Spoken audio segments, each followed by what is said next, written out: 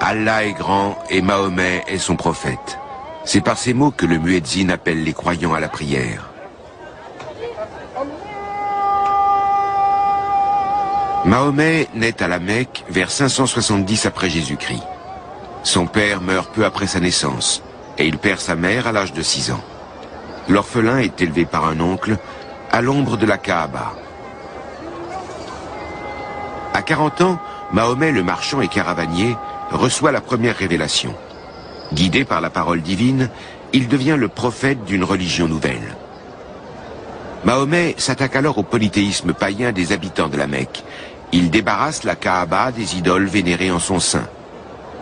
Cette purification de la Kaaba est aujourd'hui encore commémorée rituellement 2 fois par an par la Maison royale d'Arabie Saoudite. En 1932, les rois saoudiens ont conquis, à l'issue de plusieurs guerres, l'ensemble de la péninsule arabique.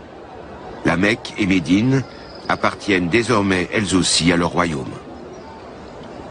Sur ces images d'archives des années 30, des pèlerins perpétuent leurs cérémonies religieuses à la Mecque et dans ses environs.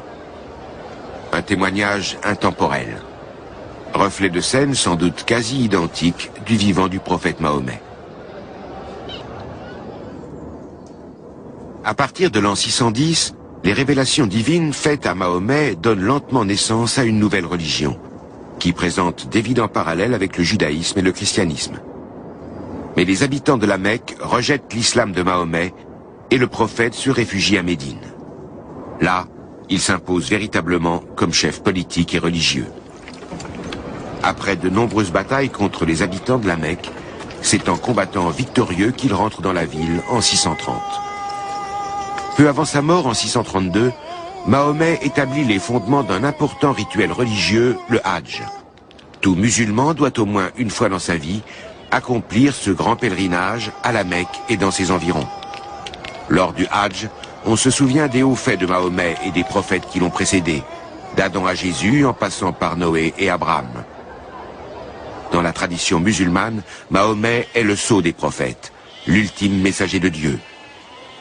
Quant au Coran, qui regroupe les révélations célestes faites à Mahomet, il est la parole intacte d'Allah.